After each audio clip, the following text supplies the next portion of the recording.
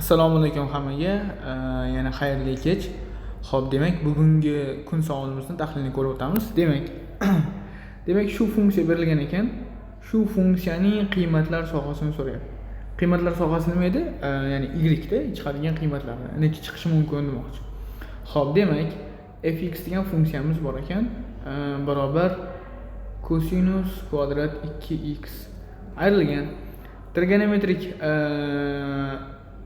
asosiy ayniyatlardan tangens alfani bizda bunday formulamiz bor edi. Tangens alfani ko'paytiramiz kotangens alfaga. Natija 1 degan formulada, ya'ni alfalar bir xil 2x bo'lgani uchun demak bu 1 ga teng bo'lib qolar ekan. Xo'p, bo'ldi. Demak, f x ning qiymatlar sohasini topishimiz kerak. Xo'p, ko'pchilik o'quvchi o'ylaydi, bu ifodani eng katta va eng kichkina qiymatlarini topmoqchiman. Birinchi 1 qo'yib ko'raman. 1 dan 1 ayriladigan bo'lsa 0 bo'ladi deydi. Keyin esa -1 qo'ymaymiz, chunki kvadratdan baribir 1 chiqib qoladi. 0 qo'yamiz. 0 ning kvadrati 0, 0 dan 1 ni ayirsak -1. Demak, bu ifodamiz -1 dan to 0 gacha ikkalasi ham kiradigan qavsda deb ketib qoladi. Lekin bu do'stlar xato.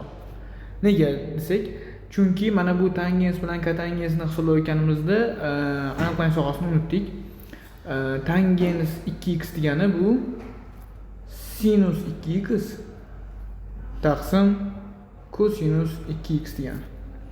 Kotangens esa kotangens 2x esa kosinus 2x taqsim sinus 2x degani. Xo'p, bundan nima kelib chiqadi? Bu degani maxrajdagi ifoda 0 bo'lmasin. Buni ham maxrajdagi ifoda 0 bo'lmasin. Ya'ni sinus 2 alfa ham 0 bo'lmasin, kosinus 2 alfa ham 0 bo'lmasin degani. Bo'ldi. Kosinus 2 alfa tabiiy 0 bo'la olmaydi. Sinus alfa 0 bo'lmadi degani kosinus 1 ga teng bo'la olmaydi degani. Mana qaranglar. Sinus 2 alfa 0 ga teng bo'lmasin degani bu kosinus 2 alfa teng bo'la olmaydi 1 ga degan ma'noni bildiradi. Chunki sinus 2 alfa 0 bo'lgan vaziyatda kosinus 2 alfa 1 bo'ladi-da. Shundan kelib chiqadiki, sinus 2 alfa 0 ga teng bo'lmasa, kosinus 2 alfa 1 ga teng bo'la olmas ekan. Bo'ldi. Endi fx degan funksiyamizni qiymatlar sohasiga qaraymiz. Demak, biz bu ifodaning eng kichkina qiymatini topishimiz kerak. Kosinusning eng kichkina qiymati kvadrat bo'lgani uchun eng kichkina qiymati 0 bo'lishi kerak, lekin 0 bo'la olmaydi. Biz 0 deb o'ylab turamiz hozircha, lekin kirmaydigan qavs qilamiz. 0 dan 1 ni ayirsam -1, -1 ni yozamiz, lekin uni kirmaydigan qavs qilamiz. Xo'p, endi eng katta qiymatini topadigan bo'lsak 1.